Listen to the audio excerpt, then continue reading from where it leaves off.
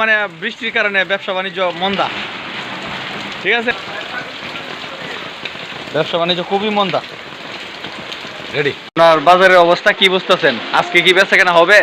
আজকে তো ঈদের আগের দিন, সানরাইজ। আজকে বেচা কেনা হবে, কারণ এই সকাল থেকে বৃষ্টি, বৃষ্টির কারণে তো মানুষ বাজারে আসতে পারে না বাড়ি থেকে, কীভাবে বেচা কেনা করবো বলো?